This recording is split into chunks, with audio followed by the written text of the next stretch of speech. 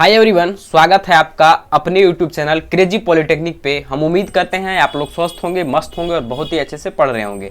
तो जैसा कि हमने वादा किया था कि आज से हम लोग एसएससी जेईई बिगिनर सीरीज शुरू करने जा रहे हैं, जिसमें ये हमारा सबसे पहला सेशन है, जिसमें ही हम एक बहुत ही अच्छे टॉपिक को लेकर आए हैं, एक बहुत ही अच्छे चैप्टर को लेकर आए हैं, जो कि हमारा है 3 फेज इंडक्शन मोटर। इससे रिलेटेड हम लोग 20 क्वेश्चन को यहाँ पर डिस्कस करेंगे, जिसमें से कुछ क्वेश्चन को डायरेक्टली आपको याद करना होगा, क्योंकि वो डायरेक्टली वन लाइनर है, उसको डायरेक्ट याद करने वाला है, उसमें कुछ समझना नहीं है। और कुछ क्वेश्चन ऐसे होंगे जिसको कि हमको समझना है कि कैसे आखिर ये बनता है। और जो भी क्वेश्चन है वो सभी दम बेहतरीन क्वेश्चन आपको यहाँ पर मिलेंगे। और इन सारे क्वेश्चन को अगर आप सॉल्व कर लेते हैं, अगला सेशन एक और आएगा, उसके बाद आपको 3 फेज इंडक्शन मोटर में कहीं भी किसी भी एग्जाम में, जेईई लेवल का जो एग्जाम होगा वहां पर आपको कहीं पर कोई क्वेश्चन में दिक्कत नहीं होगा, इतना हम आपको गारंटी दे सकते हैं। तो चलिए सेशन को हम लोग शुरू करते हैं और चलते हैं हम लोग सबसे पहले क्वेश्चन की ओर अपना। तो पहला क्वेश्चन हमारा क्या है, ये देखिए याद करने वाला, डायरेक्टली इसका कोई मतलब समझना कुछ नहीं है, इसको डायरेक्टली याद ही करना है। क्या है कि slip ring of induction motor is usually made up of. Slip ring induction motor जो होता है वो हमारा जनरली क्या चीज से बना हुआ होता है। तो इसका राइट आंसर हमारा होगा क्या, तो इसका राइट आंसर हमारा होगा फॉस्फोर ब्रॉन्ज। क्या होगा, फॉस्फोर ब्रॉन्ज। तो इसको हम लोग कर देते हैं, ये हमारा राइट आंसर है, ऑप्शन नंबर डी इसका राइट आंसर है। क्या होगा, फॉस्फोर ब्रॉन्ज। याद रखिएगा स्लिप रिंग का जो हमारा इंडक्शन मोटर है वो क्या चीज से बना हुआ होता है, स्लिप रिंग इंडक्शन मोटर का जो स्लिप रिंग होता है इंडक्शन मोटर में, वो क्या चीज से बना हुआ होता है, तो वो हमारा फॉस्फोर ब्रॉन्ज से बना हुआ होता है। नेक्स्ट हम लोग चलते हैं कि an induction motor is preferred to a DC motor. Induction motor को हम लोग प्रीफर्ड करते हैं डीसी मोटर से ज्यादा, क्यों, इसका क्या रीजन है। तो इंडक्शन मोटर के पास क्या होता है, इंडक्शन मोटर के पास हाई स्टार्टिंग टॉर्क होता है। तो पहली बात तो ये नहीं है, इंडक्शन मोटर के पास हाई स्टार्टिंग टॉर्क तो होता नहीं है। स्लिप रिंग में थोड़ा मोड़ा होता भी है, बाकी स्क्वायरल केज में तो बहुत ही कम होता है स्टार्टिंग टॉर्क, तो इसका स्टार्टिंग टॉर्क तो कम होता है। दूसरा provide fine speed control, fine speed control भी इसमें अच्छा नहीं हमको मिलता है। तीसरा हमारा है has simple and rugged construction. तो आपको हम जब इंडक्शन मोटर के कंस्ट्रक्शन पढ़ाए थे तो वहाँ पर ये लाइन हम लिखाए थे कि इसका जो स्ट्रक्चर होता है, इसका जो कंस्ट्रक्शन होता है वो सिंपल होता है और साथ ही साथ रग्ड होता है। तो हमारा राइट आंसर क्या होगा, ऑप्शन नंबर सी। तो ये देखिए डायरेक्ट याद करने वाला ये सब क्वेश्चन है, इसमें कुछ समझना है नहीं, बस याद होना चाहिए कि इसका कंस्ट्रक्शन जो होता है वो सिंपल होता है। यहाँ पर कंफ्यूजन हो सकता था, लेकिन आपको कंफ्यूजन कहाँ हो सकता था, स्टार्टिंग टॉर्क में, लेकिन आपको पता है इंडक्शन मोटर जो हमारा होता है वो हाई स्टार्टिंग टॉर्क के लिए तो इसका यूज होता नहीं है, हाई स्टार्टिंग टॉर्क की प्रोवाइड करता भी नहीं है। स्टार्टिंग टॉर्क को बढ़ाने के लिए हम लोग स्लिप रिंग में थोड़ा सा हम लोग जो है वो रियोस्टेट लगाकर, रेजिस्टेंस लगाकर इसका टॉर्क को थोड़ा मोड़ा इंप्रूव करते हैं। क्वेश्चन नंबर 3 हमारा, अब देखिए हमारा अच्छा क्वेश्चन है। तो क्या कहता है कि in a 3 phase induction motor the frequency of rotor EMF at standstill is equal to. तो यहाँ पर पूरा में सिर्फ एक ही बात इंपॉर्टेंट है, क्या हमारा, स्टैंड स्टिल। स्टैंड स्टिल का मतलब होता है कि वैसा कंडीशन जहां पर स्लिप इक्वल टू 1 होता है। स्टैंड स्टिल कंडीशन में स्लिप इक्वल टू कितना होता है, तो 1 होता है। तब हम लोग क्या पढ़े थे वो देखिए, हम लोग पढ़े थे एफ आर इक्वल टू क्या पढ़े थे, रोटर फ्रीक्वेंसी बराबर पढ़े थे एस इंटू में एफ, मतलब स्लिप इंटू में एक्चुअल फ्रीक्वेंसी, यही तो पढ़े थे F R equal to S F. अब यहाँ पर देखिए कंफ्यूजन हो सकता था, विद्यार्थी डायरेक्ट देता सर हम तो पढ़े F R equal to S F, और एस एफ देख के डायरेक्टली टिक मार देता ऑप्शन नंबर सी में, लेकिन ऐसा है नहीं, क्योंकि यहाँ पर स्टैंड स्टिल का है तो एस का वैल्यू हमारा हो गया 1। तब यहाँ पर देखिए क्या होगा, F R equal to 1 into में एफ। तो अब हमारा जो वैल्यू आएगा वो कितना आएगा, F R equal to 1 into F करेंगे तो एफ, तो हमारा एक्चुअल जो वैल्यू आएगा वो हमारा ए आएगा। इसी को देखिए क्वेश्चन तो यहाँ पर 2-3 एग्जाम में पूछा हुआ है, और भी 2-4 एग्जाम में पूछा है। वो कैसे पूछा है, तो वो दे दिया है क्वेश्चन में कि 3 फेज इंडक्शन मोटर है जिसका कि फ्रीक्वेंसी हमारा 50 हर्ट्ज है, और हमारा रोटर ईएमएफ हमको निकालना है स्टैंड स्टिल कंडीशन में, तब हमारा वहां पर क्या होगा। तो यहीं पर अगर फ्रीक्वेंसी हमारा 50 हर्ट्ज दे देता, कितना दे देता, 50 हर्ट्ज, और हमको पूछता रोटर फ्रीक्वेंसी, तो हम लोग क्या निकालते, एफ आर इक्वल टू होता है एस इंटू में एफ, और एस हमारा कितना है 1, तो यहाँ पर 1 इंटू में 50 करते तो हमारा आ जाता कितना, 50 हर्ट्ज। तो इस तरीके से हमारा क्वेश्चन बनता है, ठीक है। इसी तरीके से क्वेश्चन ऐसा देखिए, एसएससी जेईई का एग्जाम हो चाहे कोई भी जेईई का एग्जाम हो, आपको जो क्वेश्चन देगा न्यूमेरिकल दे, तो न्यूमेरिकल अगर देगा तो वो एक स्टेप का ही देगा, ऐसा नहीं कि उसमें 2-2 फार्मूला आपको अप्लाई करना पड़ेगा, एक फार्मूला का देगा। वहीं अगर आप एई का एग्जाम दीजिएगा या ईएससी का एग्जाम दीजिएगा तो वहां पर 2 फार्मूला या 2-3 कॉन्सेप्ट एक साथ मिला कर देता है। यहाँ पर जो आपको क्वेश्चन पूछेगा जेईई लेवल पर, सिर्फ और सिर्फ एक कॉन्सेप्ट होगा, एक फार्मूला अप्लाई होगा। तो जो जेबी गुप्ता या बड़ा बड़ा बुक फॉलो करते हैं उसको क्वेश्चन देखकर जो डिप्रेस हो जाते हैं कि इतना मतलब क्वेश्चन हमसे बन नहीं पा रहा है, तो ऐसा नहीं है। क्वेश्चन का आप प्रीवियस ईयर देखिए कि प्रीवियस ईयर में क्या पूछा है, और एसएससी में तो हम यही देखे हैं, जितना अभी तक हम देखे हैं इस एसएससी में, उतना हम अभी तक प्रीवियस ईयर में यही देखें कि क्वेश्चन जो पूछता है वो सिर्फ और सिर्फ 1 लाइनर पूछता है, और क्वेश्चन मॉडरेट पूछता है, ऐसा नहीं कि बहुत टफ पूछता है। ऐसा क्वेश्चन पूछता है जिसको कि आप देखें और थोड़ा मोड़ा दिमाग लगाकर उसको आप बना सकते हैं। मतलब टफ तो क्वेश्चन पूछता ही नहीं है, न्यूमेरिकल हो चाहे वो थ्योरेटिकल क्वेश्चन हो, तो क्वेश्चन आपका ईजी होता है, बहुत ही ईजी होता है। तो यहाँ पर भी देखिए किसी तरीके कोई दिक्कत ना हुआ। इसी तरीके का क्वेश्चन पूरे एसएससी जेईई में लगभग लगता है 4 से 5 बार पूछा होगा इस तरीके का क्वेश्चन। कहीं पर फ्रीक्वेंसी का वैल्यू दे दिया, कहीं पर जैसे यहाँ पर तो स्टैंड स्टिल दिया हुआ था, तब कहीं पर स्लिप का वैल्यू दे देता है, स्लिप का वैल्यू दे दिया 2%, 4%, तब उस केस में क्या करेंगे। जैसे अगर यहीं पर देखिए, जो भी पढ़िए एकदम मस्ती से पढ़िए, मन से पढ़िए, जो पढ़िए एकदम एक बार ऐसा पढ़िए कि दोबारा पढ़ने की आवश्यकता ना पड़े। अब देखिए इसी में क्वेश्चन और किससे कैसे फ्रेम कर सकता था। यहाँ पर तो स्टैंड स्टिल दे दिया था, वहीं पर अगर स्लिप का वैल्यू हमको दे देता कि स्लिप हमारा जो है वो 4% है। 4% का मतलब क्या होता है, तो स्लिप का वैल्यू हमारा हो गया 0.04। 4% का मतलब होता है 0.04। कैसे किए, तो 4 के बटा में हम लोग 100, क्योंकि ये वैसे विद्यार्थी के लिए जो अभी शुरू करने जा रहे हैं प्रिपरेशन, तो थोड़ा डिटेल में बताना पड़ता है। तो 4% का हमारा कितना होगा, 4/100। इसको जब आप करिएगा तो इसका वैल्यू कितना आएगा, 0.04। कैसे इसको हम भागा देते हैं वो देखिए, 2 डिजिट है तो 4 एक डिजिट, एक पॉइंट और देंगे, मतलब एक जीरो और देंगे, पॉइंट 0.04 इसका वैल्यू आ जाएगा। तो ये हमारा स्लिप का वैल्यू हो गया, ठीक है। अब हमारा स्लिप का वैल्यू दे दिया था और फ्रीक्वेंसी हमारा दे देगा कि हमारा जो एक्चुअल इसका फ्रीक्वेंसी है एफ बराबर वो हमारा दे देगा 50 हर्ट्ज है, ठीक है। अब हमको पूछेगा कि रोटर फ्रीक्वेंसी क्या होगा, तो एफ आर इजकल टू हम लोग क्या पढ़े, F R equal to S पढ़े हैं। एस का वैल्यू हमारा कितना है, एस का वैल्यू हमारा 0.04 है और एफ का वैल्यू हमारा कितना है, 50 है। तो कितना हो जाएगा 5 यहाँ पर हो जाएगा 5 5 20, यहाँ पर हो गया मतलब कितना 2 हर्ट्ज हो जाएगा। कितना हो जाएगा हमारा 2 हर्ट्ज हो जाएगा इसका राइट आंसर। समझ रहे हैं किस तरीके से हमारा बनता है। और इसी तरीके का न्यूमेरिकल फ्रेम होकर बहुत सारा न्यूमेरिकल आपको पूछा जाता है लगभग एग्जाम में। तो इसको आप लोग अच्छे से मतलब ध्यान में रखिएगा दिमाग में। 3-4 फार्मूला ही है हमारा 3 फेज इंडक्शन मोटर में, उसी से हमारा न्यूमेरिकल जो है वो पूछा जाता है। एक हमारा टॉर्क का अगर क्वेश्चन लेवल बढ़ाता है तो वो टॉर्क से आपको पूछेगा। टॉर्क में भी अगर फार्मूला आपको पूरा नहीं भी याद हो तो जो कॉन्सेप्ट आपको अभी हम बताएंगे बस वो कम से कम आपको याद रहेगा तो आपका बन जाएगा। अब देखिए हम लोग चलते हैं क्वेश्चन नंबर 4 की ओर। तो क्या कहता है क्वेश्चन, देखिए बहुत अच्छा से फ्रेम किया है क्वेश्चन में, आपको कैसे फंसाता है वो देखिए। ये 3 फेज 50 हर्ट्ज 4 पोल इंडक्शन मोटर, पहले हमको दिया क्या है कि 3 फेज का है 50 हर्ट्ज है, मतलब फ्रीक्वेंसी हमको दे दिया कितना है 50 हर्ट्ज है, कोई दिक्कत नहीं है। पोल हमारा कितना दिया है 4 है, ठीक है। हैज स्लिप ऑफ 0.04, स्लिप का वैल्यू कितना दिया है 0.04, ठीक है, per unit. When the output is 25 kilowatt, output इसका 25 किलोवाट है, the frictional losses is 300 watt, the rotor speed become. ये आपको जो दिया है 25 किलोवाट और 300 वाट, ये आपका किसी काम का नहीं है, ये सिर्फ और सिर्फ आपको भ्रमित करने के लिए क्वेश्चन में ऐसा ही आपको ऐड कर देगा। क्वेश्चन में आपको क्या चाहिए, कितना आपका रिक्वायरमेंट है, उतना ही क्वेश्चन से आप लीजिएगा। ज्यादा अगर वैल्यू वो दिया हुआ भी रहे तो उसे हमको सोचना नहीं, उस पर हमको दिमाग ही नहीं लगाना है। हमारा क्या कहा कि हमको निकालना क्या है, तो हमको निकालना है रोटर स्पीड। रोटर स्पीड निकालना है। रोटर स्पीड मतलब क्या हुआ कि हमको निकालना है एनआर। अब देखिए कि क्या हमको एनआर निकालने के लिए हमारा आउटपुट में कितना वाटेज है, कितना इसका लॉसेस है, उसका हमको कोई जरूरत है, कहीं पर भी कोई जरूरत होगा नहीं होगा, क्योंकि जरूरत ही नहीं है। एनआर के बराबर हम डायरेक्टली फार्मूला पढ़े, क्या पढ़े 1 - KS और इंटू में एनएस पढ़े, यही तो हमारा फार्मूला पढ़े 1 - KS इंटू में एनएस। अब देखिए हम पहले सबसे पहले एनएस का वैल्यू निकाल लेते हैं। एनएस बराबर क्या होता है 120 एफ अपॉन में पी। एफ हमारा कितना है 50 और पी हमारा कितना है 4, तो 4 3 जा 2 बेड 30 मतलब कट जाएगा, 5 3 15 मतलब 1500 आरपीएम यहाँ पर हो जाएगा। तो 1500 आरपीएम ये हमारा एनएस निकल गया। अब हमको निकालना क्या है एनआर, तो एनआर इजकल टू देखिए यहाँ पर एनआर इजकल टू हमारा फार्मूला क्या है 1 - KS, तो 1 एस का वैल्यू हमारा कितना है 0.04, तो 1 - के 0.04 कर देंगे, इंटू में हमारा कितना है एनएस, एनएस का वैल्यू हमारा कितना है 1500 आरपीएम। देखिए न्यूमेरिकल से डरिएगा नहीं, इतना इजी न्यूमेरिकल होता है कि इसको कोई भी बना लेगा, कहीं पर कोई दिक्कत नहीं होता है। अब देखिए यहाँ पर एनआर का वैल्यू हमारा कितना, यहाँ पर जब 1 - के 0.04 करेंगे तो इसका वैल्यू आएगा 0.96 आएगा, इंटू में जब हम इसको 1500 करेंगे तो इसका जो वैल्यू हमारा आता है वो अप्रॉक्स में हमारा आता है 1440 आरपीएम इसका वैल्यू आता है। और वैसे भी देखिए कुछ कुछ आप वैल्यू को याद ही कर लीजिएगा, जैसे कुछ कुछ का वैल्यू आप एनएस का वैल्यू आप याद कर लीजिएगा, तो इससे क्या होगा कि आपका एग्जाम में समय बचेगा। हमारा समय बचाना बहुत ज़्यादा जरूरी होता है।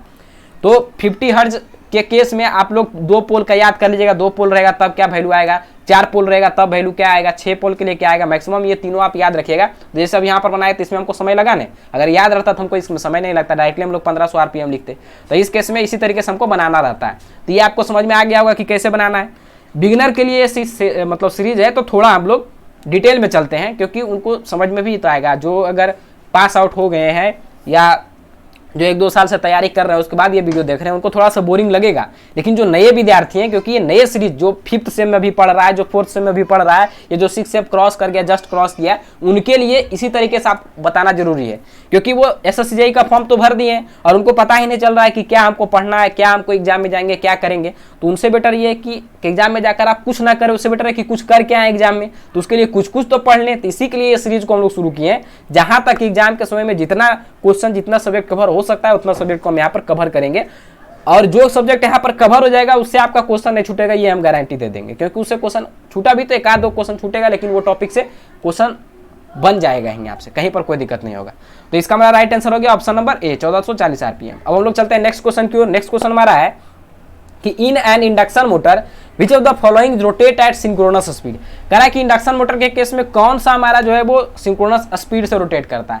तो स्टेटर करता है, स्टेटर हमारा करता है सिंक्रोनस स्पीड से, नहीं करता है। स्टेटर तो हमारा इनिशियल कंडीशन में हमारा क्या होता है, 0 होता है, इसमें कुछ तो होता ही नहीं है। हम आपको एक इस तरीके से बताए होंगे,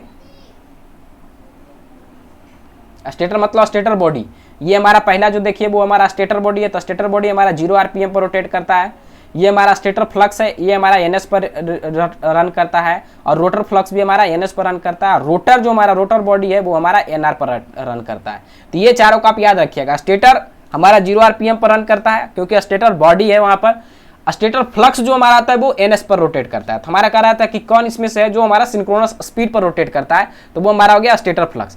अगर ऑप्शन में रोटर फ्लक्स भी रहता है तो रोटर फ्लक्स भी हमारा जो है वो NS पर ही रोटेट करता है। लेकिन ध्यान रखिएगा, रोटर की अगर बात कहा कि रोटर कितना स्पीड से रोटेट करता है, तो वो हमारा NR से रोटेट करता है। रोटर फ्लक्स और स्टेटर फ्लक्स हमारा NS से रोटेट करता है, रोटर हमारा NR से रोटेट करता है, और स्टेटर बॉडी जो हमारा होता है वो 0 RPM से रोटेट करता है। क्योंकि स्टेटर को देखें आप रोटेट करते हो, वो तो रोटेट करता ही नहीं है। तो ये हमारा इसमें कॉन्सेप्ट था, और इससे रिलेटेड ESC एग्जाम हो चाहे जितने भी एग्जाम हो, क्वेश्चन हमेशा आपको पूछते हैं, रिलेटिव स्पीड करके पूछ देगा। यहाँ पर अगर आपको पूछ देगा कि हमारा स्टेटर फ्लक्स और रोटर फ्लक्स का रिलेटिव स्पीड क्या है, तो स्टेटर फ्लक्स हमारा कितना होता है NS, रोटर फ्लक्स हमारा कितना होता है NS, तो मतलब 0 RPM, मतलब कुछ नहीं कर रहा है। वहीं पर अगर आपको पूछ देगा कि स्टेटर फ्लक्स और हमारा रोटर बॉडी में, या स्टेटर फ्लक्स और रोटर का स्पीड क्या होगा, तो स्टेटर फ्लक्स हमारा कितना है NS, और रोटर हमारा कितना है NR, तो NS माइनस KNR। इसको हम लोग और क्या कहते हैं, तो इसको हम लोग क्या कहते हैं, इसको हम लोग स्लिप स्पीड कहते हैं। तो ये सब बात को अपना ध्यान में रखिएगा, ठीक है। तो ये टेबल आप जरूर याद रखिएगा कि इसको, ये जो हम फिगर आपको पढ़ाए भी हैं क्लास में, तो उनको तो कोई दिक्कत नहीं होना चाहिए। देखिए जो क्लास में आपको करा दिया गया है, AC मशीन जो हमसे पढ़ लिया है, उनका गारंटी हम दे सकते हैं कि क्वेश्चन कहीं पर छूटेगा ना, लेकिन वो जो ध्यान से पढ़ागा उसके लिए। और क्वेश्चन भी हम जो पढ़ाए भी है क्लास में, वो बहुत ही कम कंटेंट में आपको समय कम लगे और आपको बेहतर समझ में आए, उस वे में आपको हम पढ़ाए हैं। तो जो लोग पढ़े हैं AC मशीन हमसे, उनमें तो कहीं पर कोई दिक्कत नहीं होगा उनको इन सारे क्वेश्चन में, क्योंकि सारा कुछ कराया गया है क्लास में। नेक्स्ट हमारा क्वेश्चन है कि slip ring induction motor is selected when. हम लोग स्लिप रिंग इंडक्शन मोटर को सिलेक्ट करते हैं कब, स्लिप रिंग इंडक्शन मोटर को कब हम लोग सिलेक्ट करते हैं। तो देखिए इससे क्वेश्चन बहुत बार फ्रेम किया गया, बहुत साल, लगभग SSCJE में क्वेश्चन इससे बहुत बार फ्रेम किया गया, अदर एग्जाम में भी फ्रेम किया गया। जैसे कि यहाँ पर देखिए ये पूछा गया है कहाँ, तो वेस्ट बंगाल SSB 2017 में पूछा है, और PSC JEE 2017 दोनों में ये क्वेश्चन पूछा है। तो क्या कहता है कि स्लिप रिंग इंडक्शन मोटर कब हम सिलेक्ट करते हैं, क्या मेन हमारा फैक्टर होता है। Initial cost is the main factor, initial cost हमारा मेन फैक्टर होता है स्लिप रिंग इंडक्शन मोटर को सिलेक्ट करने का। Maintenance cost is to be kept low, maintenance cost इसमें कम होता है। या high starting torque is the main consideration, high starting torque हमारा मेन कंसीडरेशन इसमें होता है स्लिप रिंग इंडक्शन मोटर में। या reduced voltage is applied to the stator, stator पर हमारा रिड्यूस्ड वोल्टेज अप्लाइड होता है, ये हमारा मेन कंसीडरेशन है। तो हमारा राइट आंसर इसका हमारा क्या होगा, initial cost is the main consideration. हमारा initial cost slip ring induction motor का मेन होता है। तो ऑप्शन ए 6 का हमारा होगा right answer, initial cost is the main consideration. तो यहाँ तक हम लोग देख लिए क्वेश्चन नंबर 6 की ओर। अब हम लोग चलते हैं नेक्स्ट क्वेश्चन की ओर। तो नेक्स्ट क्वेश्चन हमारा है the function of star delta starter in induction motor. Induction motor में स्टार डेल्टा स्टार्टर का मेन फंक्शन क्या है। तो देखिए जितना भी स्टार्टर आप पढ़े हैं, चाहे वो स्टार डेल्टा हो, ऑटो ट्रांसफॉर्मर स्टार्टर हो, डॉल में तो नहीं, याद रखिएगा डॉल जो हमारा है, डॉल स्टार्टर, वो हमारा करंट को रिड्यूस नहीं करता, ये बात का आप ध्यान रखिएगा। जो हमारा स्टार डेल्टा है ये करता है ऑटो ट्रांसफॉर्मर, ये जो हमारा ये सब करता है करंट को रिड्यूस करता है। तो जितना भी स्टार्टर है उसका मेन काम यही होता है कि वो हमारा इनपुट करंट जो हमारा होता है उसको वो रिड्यूस करने का काम करता है। तो इसका राइट आंसर क्या होगा, to reduce the input current to the stator circuit, to increase the speed of motor, to reduce the iron losses, to get maximum torque. नहीं, हम लोग स्टार डेल्टा या कोई भी स्टार्टर का हम लोग उपयोग करते हैं। इसका मेन काम हमारा होता है to reduce the current in the stator circuit. ध्यान रखिएगा, एक पॉइंट अभी हम बता रहे हैं आपको, इसे भी क्वेश्चन फ्रेम किया गया, इसलिए पॉइंट बता रहे हैं कि डॉल स्टार्टर जो होता है इसका मेन काम करंट को रिड्यूस करने का नहीं होता है। जो डॉल स्टार्टर आपको हम पढ़ाए हैं इसका मेन काम हमारा करंट को रिड्यूस करने के लिए नहीं होता है। इसका उपयोग हम लोग मैक्सिमम 5 हॉर्स पावर तक के करते हैं। एक और डाटा हम आपको लिखा देंगे जहां पर कौन सा स्टार्टर का हम लोग उपयोग जो है, एक लास्ट में जब पूरा ये सीरीज खत्म हो जाएगा, मतलब इस 3 फेज इंडक्शन मोटर का, तो लास्ट में एक हम शॉर्ट रिविजन का एक सीरीज लेंगे 10 से 15 मिनट में। उसमें पूरे फॉर्मूले, पूरे कॉन्सेप्ट को सीधे सीधे आपको हम लिखा देंगे। उससे क्या होगा कि आपका एक शॉर्ट नोट्स तैयार हो जाएगा। तो उसमें हम सारा चीज आपको लिखा देंगे कि कौन सा स्टार्टर जो है वो कितना रेंज तक उपयोग होता है मोटर में। इससे क्वेश्चन हर एक बार फ्रेम किया गया है। अधिकतर बात जो भी यहाँ पर कराया जाएगा बहुत ही इंपॉर्टेंट क्वेश्चन होगा, ध्यान रख के, और जो सीरियस वे में देख लीजिएगा उनको दिक्कत नहीं होगा। नेक्स्ट क्वेश्चन हमारा है to change direction of rotation of 3 phase motor. 3 phase motor के डायरेक्शन ऑफ रोटेशन को अगर हमको चेंज करना है तो हमको क्या करना होगा? तो अगर हम लोग डायरेक्शन को चेंज करना चाहते हैं, उसके रोटेशन के डायरेक्शन को, तो कोई भी फेज को हम लोग जो है फेज सीक्वेंस को उसको चेंज करना होगा, एनी 2 फेज सीक्वेंस। तो हमारा इसका राइट आंसर होगा change sequence of any 2 phase. किसी भी 2 फेज का सीक्वेंस को हम लोग चेंज कर देंगे। जैसे R बाई बी है तो इसमें से एक किसी को हम लोग चेंज कर देंगे, जैसे कर देंगे R B बाई, तो ये चेंज हो गया। तो इस तरीके से अगर हम लोग करेंगे तो उसका डायरेक्शन जो है वो चेंज हो जाता है, डायरेक्शन ऑफ रोटेशन। फिर कह रहा है चेंज फेज एंड न्यूट्रल, ये नहीं करते हैं। Change positive and negative terminal change binding, नहीं, हम लोग जो करते हैं वो क्या करते हैं, सीक्वेंस को हम लोग चेंज कर देते हैं। तो हम लोग चलते हैं नेक्स्ट क्वेश्चन की ओर। क्वेश्चन नंबर 9 हमारा क्या कहता है कि एन इंडक्शन मोटर, क्या करा है, an induction motor start on load does not accelerate up to full speed but runs at 1/7 of the rated speed, the motor is said to be. देखिए 1/7 रहे, 1/5 रहे, या फिर कहीं पर रहे कि हार्मोनिक से रिलेटेड कोई भी बात आए तो सीधे उसका आंसर जो हमारा होता है वो क्रॉलिंग होता है। ध्यान रखिएगा इसमें कि हमारा क्या होगा कि अगर हमारा हार्मोनिक से रिलेटेड कहीं पर बात हो, 1/7 हार्मोनिक, 1/5 हार्मोनिक्स, इस तरीके की अगर आपको कहीं पर भी बात हो इंडक्शन मोटर में, तो वहां पर हमारा इसका आंसर जो होता है वो क्रॉलिंग होता है। क्रॉलिंग क्या है? तो क्रॉलिंग एक फेनोमेना है जहां पर कि हमारा मोटर जो है वो स्टार्ट, मतलब क्रॉलिंग मतलब रेंगना, रेंग कर चलता है, मतलब बहुत ही कम स्पीड से चलता है, तब उस केस में हमारा वो जो होता है वो क्रॉलिंग होता है। अब यहाँ पर 4 टर्म है, इन चारों टर्म को हम लोग समझ लेते हैं। एक हमारा होता है लॉकिंग।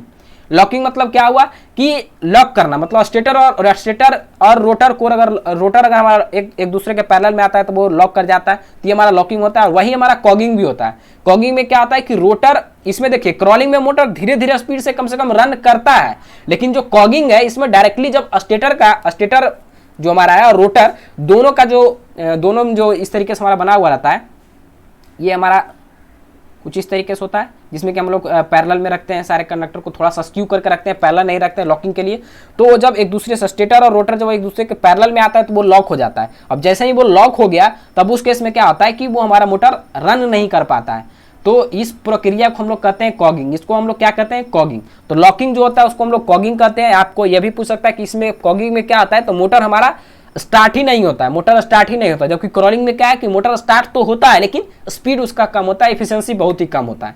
प्लगिंग क्या है? तो प्लगिंग एक ब्रेकिंग का मेथड है जिसमें कि मोटर को मतलब स्टॉप करने के लिए हम लोग प्लगिंग का उपयोग करते हैं। इसमें हम लोग क्या करते हैं, तो इसमें हम लोग जो है वो मोटर के जो टर्मिनल होते हैं उसको हम लोग चेंज कर देते हैं, जिससे कि हमारा मोटर जो है वो रिवर्स में रोटेट करने लगता है और मोटर हमारा रुक जाता है। तो ये बात को आप ध्यान रखिएगा कि जो हार्मोनिक से रिलेटेड जहां पर भी बात आएगा वो हमारा क्रॉलिंग होगा, और क्रॉलिंग में हमारा मोटर स्टार्ट तो होता है लेकिन एफिशिएंसी बहुत ही कम होता है उसका। और कॉगिंग ऐसा प्रक्रिया है जिसमें कि रोटर और स्टेटर दोनों लॉक हो जाता है। जैसे ही लॉक हो जाएगा तब उस केस में हमारा जो है वो रन ही नहीं करेगा, तो ये हमारा कॉगिंग होता है। तो इन चारों के बारे में आपको बता दिया, इन चारों के बारे में क्वेश्चन फ्रेम किया गया है। प्लगिंग से भी क्वेश्चन फ्रेम किया हुआ है, कॉगिंग से भी क्वेश्चन फ्रेम किया गया है। मतलब इन दोनों टॉपिक से पूछा गया और जिस तरीके से आपको हम बताएं इसी तरीके से आपको क्वेश्चन मिलेगा भी।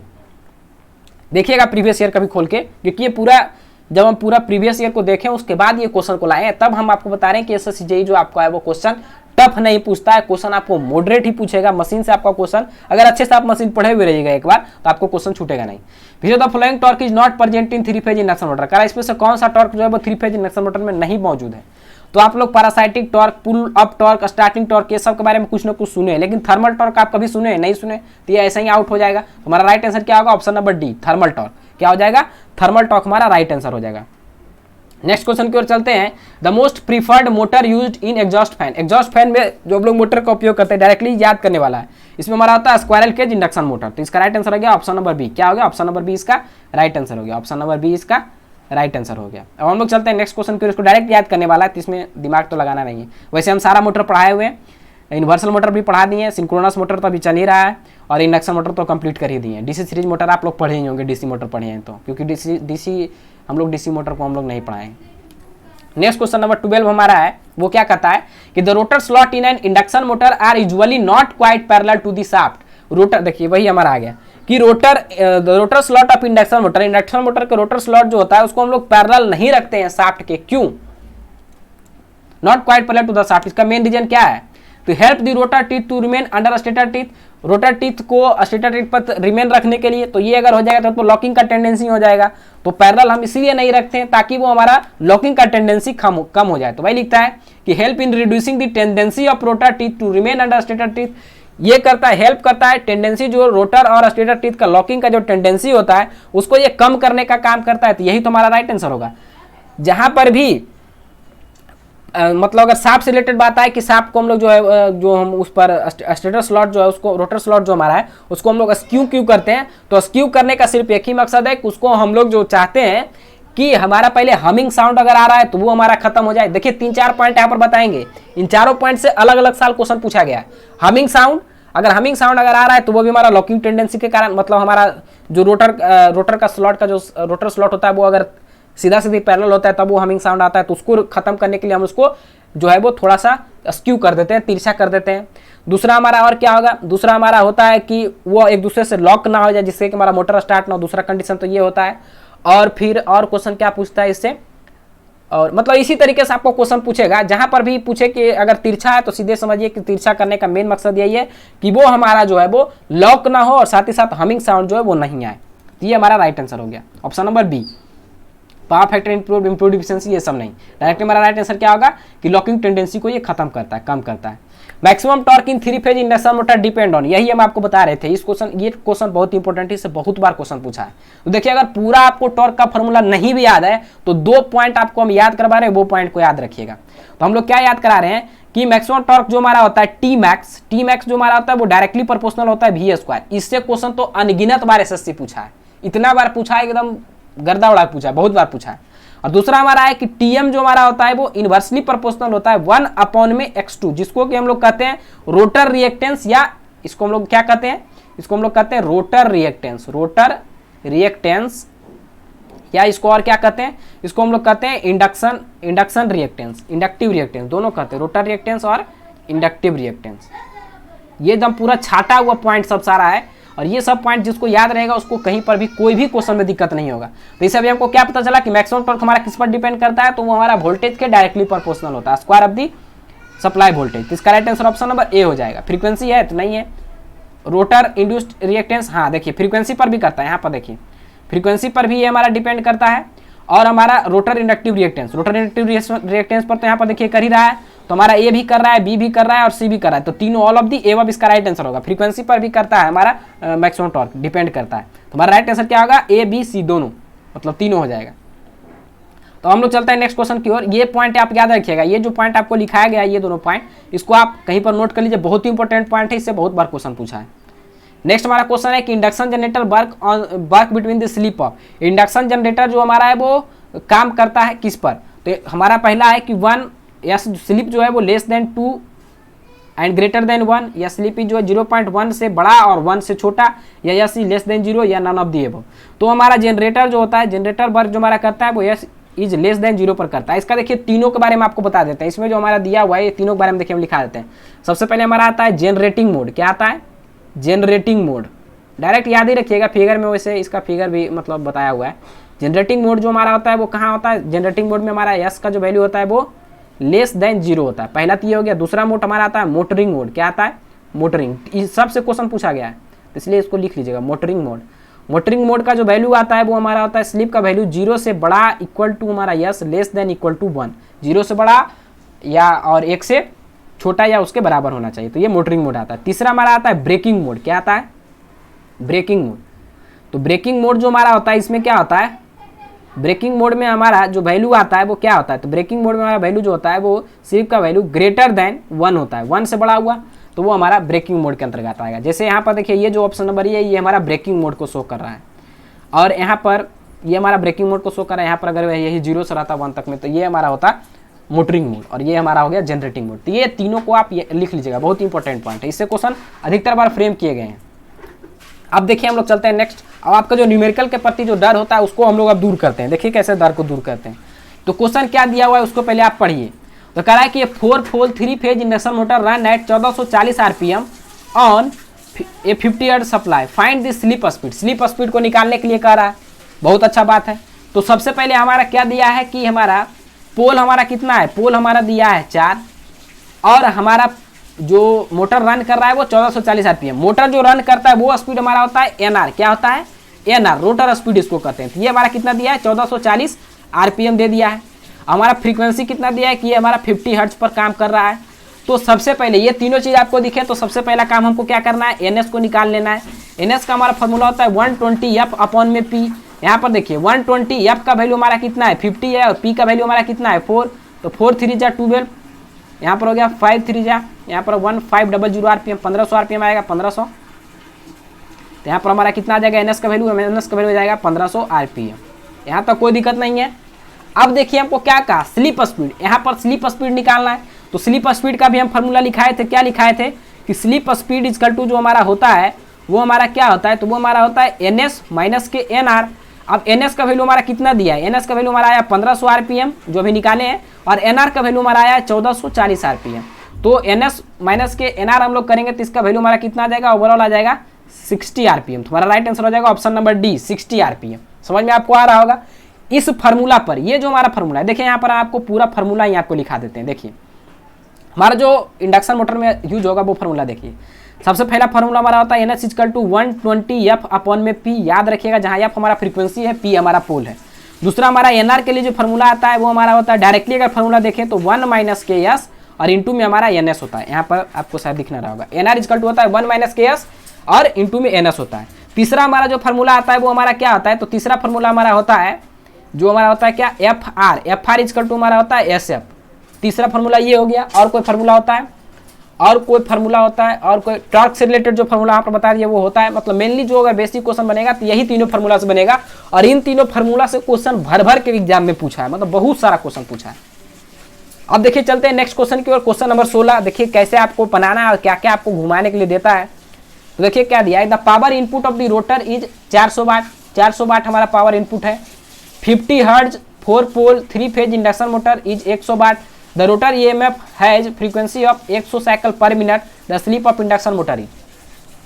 अब देखिए ये जो क्वेश्चन आपको दिया है, ये क्वेश्चन में इतना चीज आपको दे दिया है जिसका कि आपको रिक्वायरमेंट नहीं है। अब इसका क्वेश्चन देखेगा कि 400 वोल्ट पर सप्लाई है, 1000 वाट है, इतना चीज दे दिया है। अब इसको हम कैसे बनाएंगे, प्लस में फ्रीक्वेंसी जो दिया है वो साइकिल पर मिनट में दिया है, कैसे बनाएंगे। मतलब क्वेश्चन को देख के आप डर जाइएगा, लेकिन डरना नहीं है। इसमें तो क्वेश्चन जो आपका रिक्वायरमेंट है, स्लिप के लिए आपको क्या रिक्वायरमेंट होगा, आप खुद सोचिए कि स्लिप के लिए हमारा जो है वो क्या रिक्वायरमेंट होगा, बहुत होगा। तो देखिए एक फॉर्मूला हम लोग पढ़े हैं, एफ आर इक्वल टू होता है S F.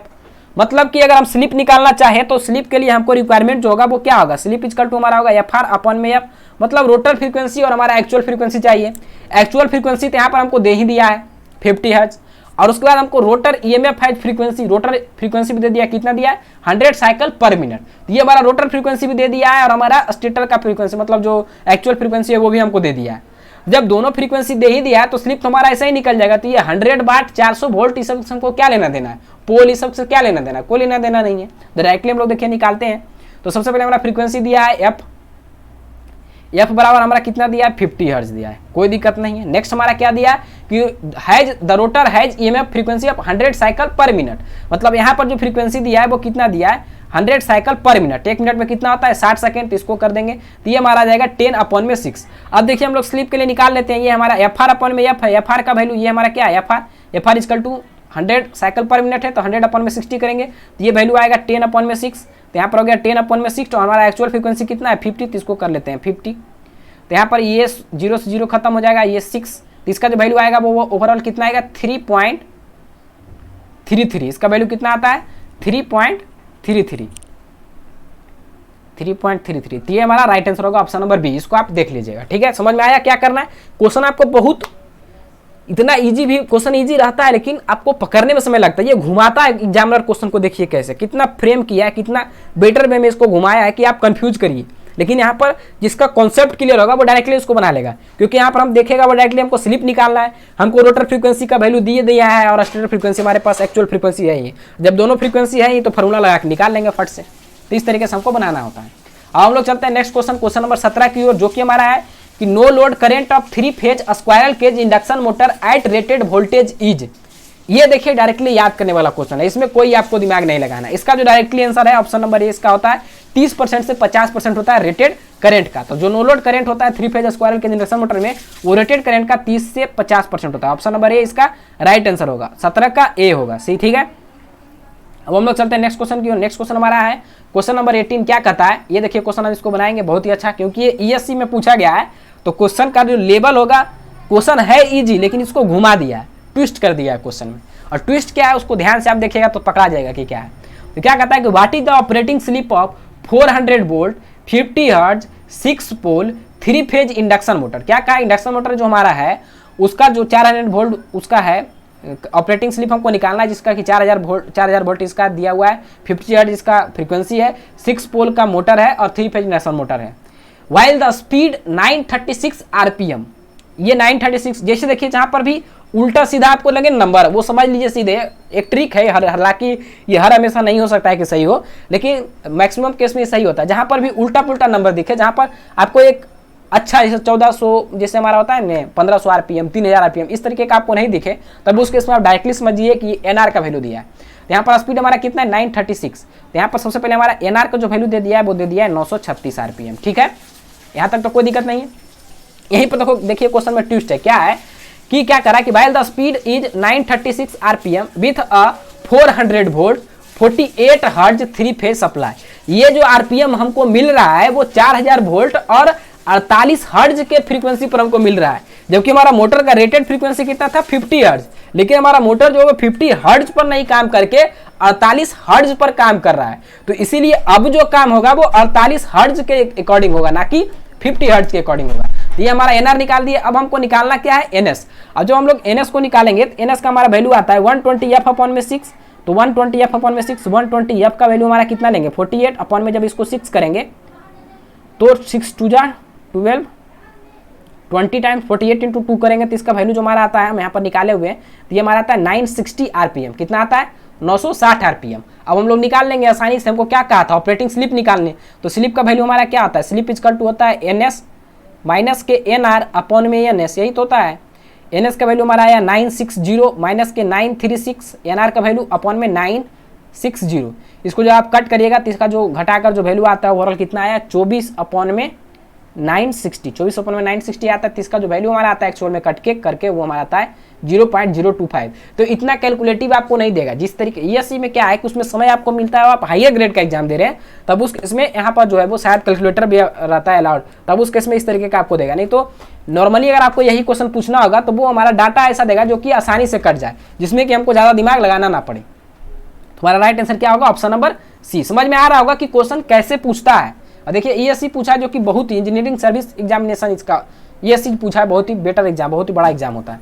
Next question number 19 हमारा चलता है। क्या कहता है the principle of operation of 3 phase induction motor is similar to that. Direct याद रखिएगा कि जो हमारा 3 फेज इंडक्शन मोटर है वो हमारा सिमिलर है किसके जैसे, तो transformer with shorted secondary. Secondary को अगर हम लोग शॉर्ट कर दें ट्रांसफार्मर के तो ये जो है हमारा काम करने लगेगा 3 फेज इंडक्शन मोटर की तरह, ठीक है। तो इसका राइट आंसर हो गया ऑप्शन नंबर सी। डायरेक्ट याद रखिएगा, बहुत बार पूछा गया है। नेक्स्ट क्वेश्चन हमारा है the 3 phase induction motor starter binding is displaced by. 3 phase जो इंडक्शन मोटर होता है उसका स्टार्टर बाइंडिंग जो हमारा होता है, स्टेटर का बाइंडिंग वो डिस्प्लेस्ड होता है कितना डिग्री पर, तो वो हमारा आता है 120 डिग्री इलेक्ट्रिकल। जो तीन फेज का होता है इस तरीके से आप याद भी रख सकते हैं कि 360 अपॉन में 3 कर देंगे तो हमारा आ जाएगा 120, क्योंकि हर एक बाइंडिंग को 120 डिग्री इलेक्ट्रिकल हमको यहाँ पर फेज शिफ्ट मिल जाएगा। तो ये आपको समझ में आ गया होगा। तो इसका राइट आंसर हो गया ऑप्शन नंबर सी।